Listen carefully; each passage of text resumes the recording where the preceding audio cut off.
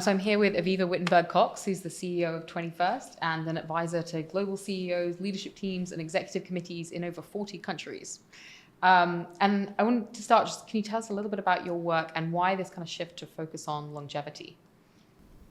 Well, because it's the current major transformation in the world. I started in on gender balance 25 years ago when there was massive arrival of women into the workforce, and education was the big, massive demographic shift. Now we're into the next one. It's the 2 billion people over 60 rising. That's big. And it will change the world. And it's not yet on the radar of enough companies, business schools, and leaders. Mm-hmm. So I'm doing what I can to work with progressive sort of early adopter companies who like to stay one step ahead of major transformations like this. Mm-hmm. And if we're soon to see 5 generations in the workplace for the first time, what do you see as the major kind of opportunities and challenges of that? Well, I think the major opportunity is don't let your older people go, because there isn't enough younger talent to fuel our economies. And so countries and companies are going to be up against real talent wars. Up till now, it was just a dress rehearsal. This is going to be a whole different kettle of fish. And so one of the key benefits of these 5-generation workforces is to be able to combine the experience, knowledge, and wisdom of people who've been with you a long time with the energy and innovative appetites of the younger, and hopefully have the management skills to be able to make these people work together. When you do that well, the benefits are obvious. There's better productivity, better innovation, less turnover, less absenteeism. I mean, the data is starting to emerge. Mm-hmm. And when you think about kind of the future of work, what makes you sort of optimistic about the longevity shift? Well, I think this is the first time in human history that we have moved from what we've always had is demographic pyramids, a few old people and lots of young people. And so companies and organizations have designed systems that work on that basis, right? Lots of young people, a few old people. Now we're moving into demographic squares. We've never had that. We don't know what it's like. But the issue is we're going to be generationally balanced, the over 50s and under 50s, both internally in terms of talent and make people work together, but also externally in terms of consumers and who needs your products and services. So obviously it helps if you have the right kind of balance internally working together to reflect and anticipate the needs and opportunities of this more generationally balanced market. And that's the huge longevity economy that organizations are sometimes seeing, sometimes not, and beginning to exploit.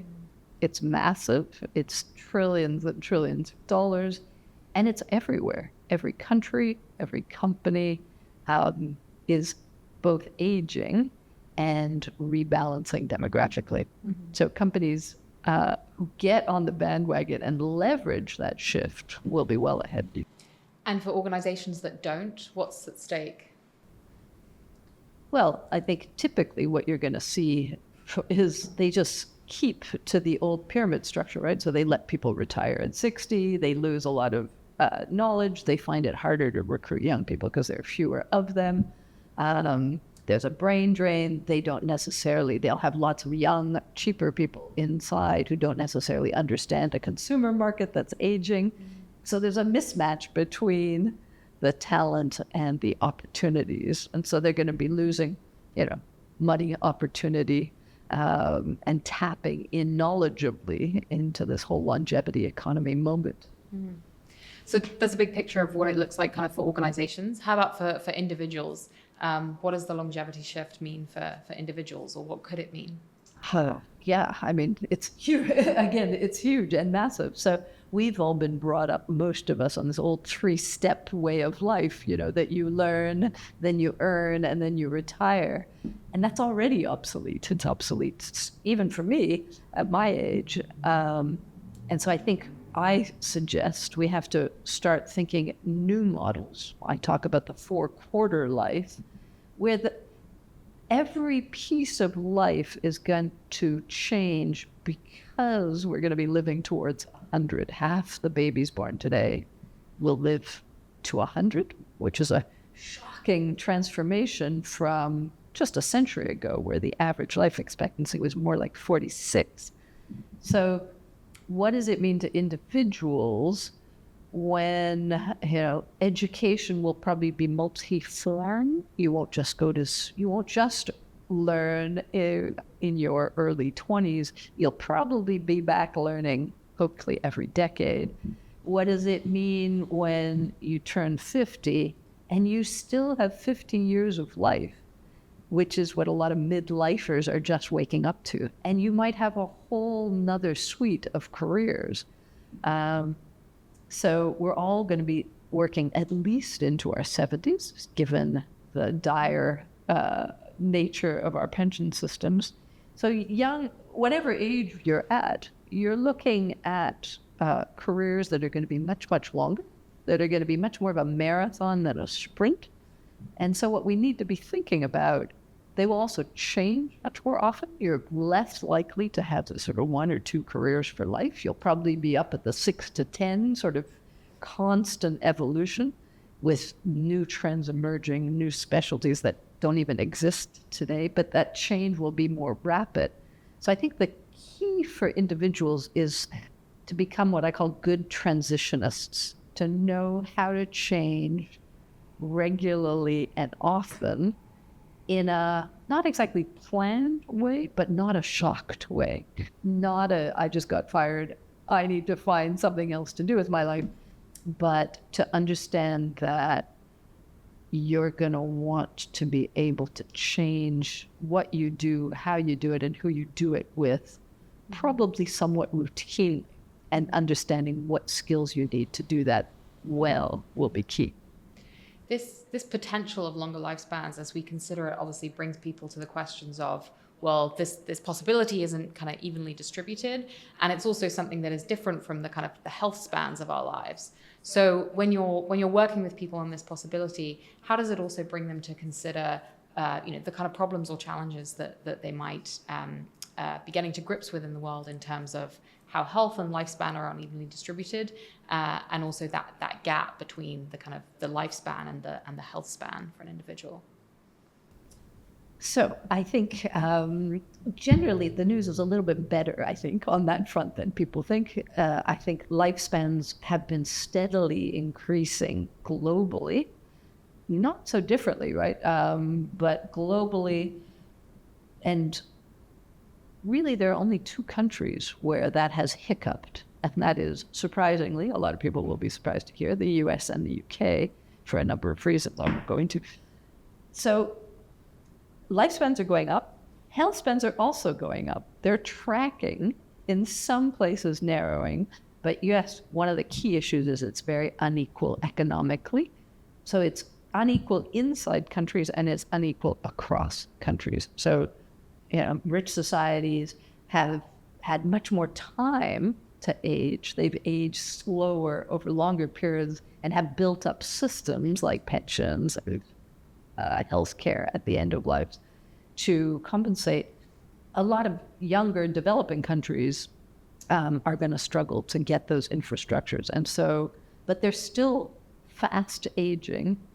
And so the challenge, I think, is we need to learn how to age better and healthier. And almost everybody will agree in the healthcare system that we need to move from treating the sick to preventing illness with a much better way of aging. And that's a lot about unlearning and undoing a lot of what I'm afraid the business world has done to our bodies, to our food systems. We need to go back to basics. So there's a generationally less healthy profile every generation going forward. And so some of it's going to be peeling back to basics of much more active lives, much more basic healthy food systems. And I think that shift is one of the great challenges of our time. Yeah, and a huge range of things that businesses can engage with in terms of what does it mean to do some of that unlearning and then recreate the foundations for really healthier societies. Yeah. Which sort of brings us to the LIS MBA. What makes you excited about an MBA that is really putting longevity at the heart of what it's trying to tackle? I'm so excited. I can't tell you how excited I am about this, simply because I've been working for the last few years trying to get longevity onto the agenda of a lot of business schools, and it's not that easy to change. So it doesn't really surprise me that it takes a disruptor starting from scratch to redesign for this, incredibly new world we're entering, which will be a much older world where longevity is going to be a key economic disruption and national disruption. And having an MBA that puts it at the heart of what is a very transversal set of impacts will just make all the graduates in a program like this much readier for the world to come. So many of the leaders I talk to in business schools where I teach as a visiting faculty, longevity is a new issue to them. It's big, it's in the data, it's everywhere. It will hit every company and every country and every career. So the earlier we start preparing future generations to get on the bandwagon and learn how to manage much longer lives and careers, the better off we're all going to be. No, thank you for that message. We might end just with a reflection on yourself and you. When you think about your own career and the different kind of roles that you've been in and the different kind of roles you're looking forward to, how do you think about the next decade of your career? That's a good question. Well, listen, I've gotten into, it's kind of a selfish gene, right, to get so fascinated in my 60s with a topic all about longevity. So it's kind of slightly self-serving, but everything I'm doing professionally is obviously helping me personally.